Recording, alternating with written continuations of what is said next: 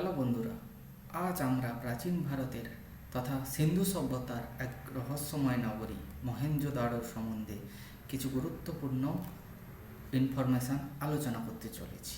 চলো শুরু করা যাক।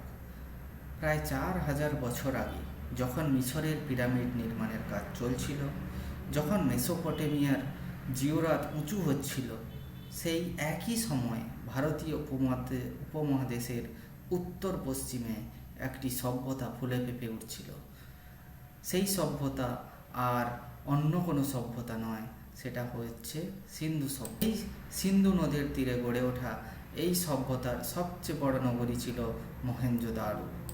আজকের পাকিস্তানের সিন্ধ প্রদেশে লারকানা জেলায় অবস্থিত এই প্রাচীন নগরী, যার নামের অর্থ মৃতদের স্তূপ, একটি নাম যা আমাদের কাছে রহস্যের জন্ম দেয়। কেন এই নাম? কারা বাস করতো এখানে? কিভাবে হারিয়ে গেল এই মহান সভ্যতা? 1922 সালে রাখাল দাস বন্দ্যোপাধ্যায়ের খনন কার্যের মাধ্যমে আবিষ্কৃত এই নগরী আজ বিশ্ব এই ঐতিহাসিক তালিকায় স্থান পেয়েছে। চলুন সময়ের গভীরে যাই, খুঁজে দেখি সেই প্রাচীন সভ্যতার গৌরবময় ইতিহাস। সালটা ছিল 1922। ব্রিটিশ ভারত। সিন্ধু প্রদেশের একটি ছোট্ট রেলওয়ে স্টেশনের নাম ছিল মহেঞ্জোদারো। স্থানীয় লোকেরা জানত এখানে প্রাচীন ইটের স্তূপ আছে, যা তাদের কাছে ছিল মৃতদের স্তূপ।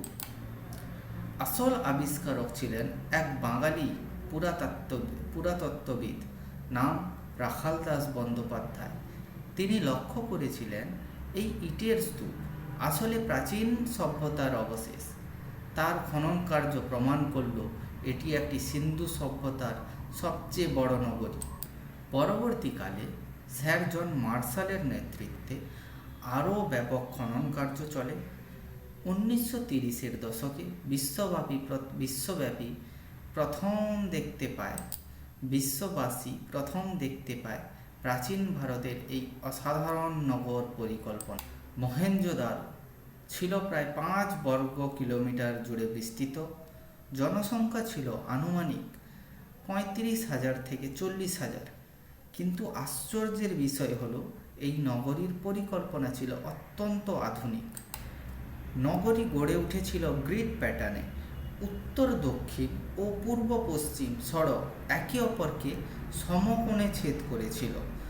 প্রধান সড়ক ছিল 10 মিটার চওড়া।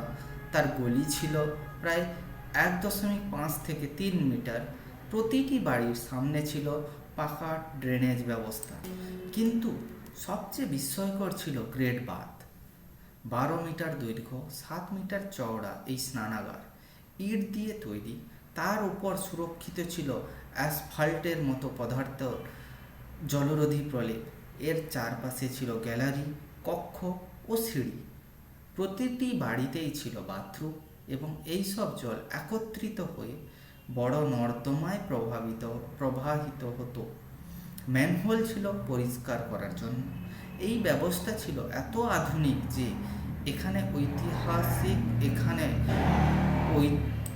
অনেক ঐতিহাসিক একে প্রাচীন বিশ্বের সবচেয়ে উন্নত পানীয় জল ও ড্রেনেজ ব্যবস্থা বলে অভিহিত করেছেন। মহেঞ্জোদারো ছিল একটি বাণিজ্যিক নগর। এর অবস্থান ছিল নদী বন্দরের কাছে। সিন্ধু নদী তখন ছিল জলপথের প্রাণ। মেসোপটেমিয়া, পারস্য, আফগানিস্তানের সাথে বাণিজ্যিক সম্পর্ক ছিল। মাটির খনন কার্যের সময় প্রচুর পোড়ামাটির শিলমোহর পাওয়া গেছে, ব্যবসায়িক লেনদেনের প্রমাণ। শিলগুলিতে ছিল এক শৃঙ্গী বলদ, হাতি, ষাঁড় এবং অজানা লিপি, যা এখনও পাঠোদ্ধার করে ওঠা বিশ্ববাসীর পক্ষে সম্ভব হয়ে ওঠেনি। অর্থনীতি ভিত্তি ছিল কৃষি। কৃষকরা চাষ করতেন গম, যব, তিল ও খেজুর। নদীর জল সেচের কাজে লাগানো হতো। পশুপালনেও ছিল দক্ষ। গরু, মহিষ, ছাগল, মুরগি পালন করা হতো। শিল্পকর্ম ছিল উন্নত। পোড়ামাটির কুমোরেরা তৈরি করতেন সুন্দর পাত্র। স্বর্ণকাররা কাজ করতেন তামা, ব্রোঞ্জ ও দস্তা দিয়ে। সুতো কাটার জন্য ছিল কাঁচের পাথরের গুটি।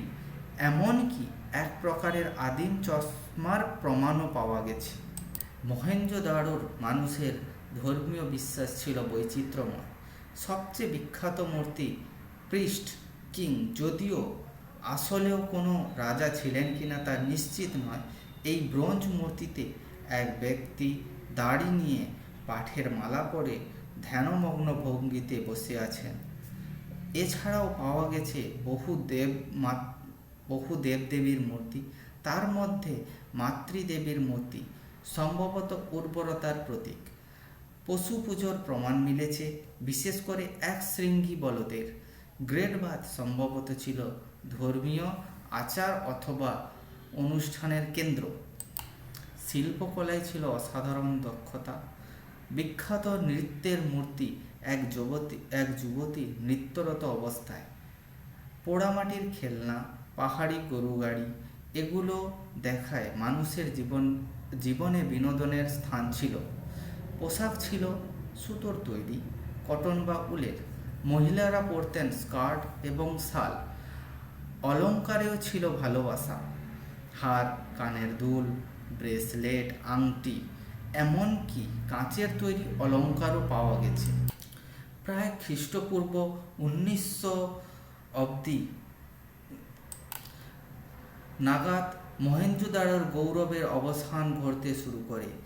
কী কারণে এই মহান নগরীর ধ্বংস হলো, এই প্রশ্নের উত্তর এখনো সম্পূর্ণ জানা যায়নি।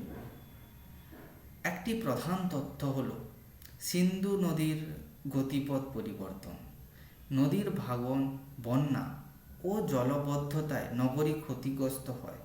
খনন কার্যের সময় এর বহু প্রমাণ মিলেছে যে প্রতিবার নগরী পুনর্নির্মিত হয়েছে, কিন্তু শেষ পর্যন্ত হয়তো তা সম্ভব হয়ে ওঠেনি বা অসম্ভব হয়ে পড়ে।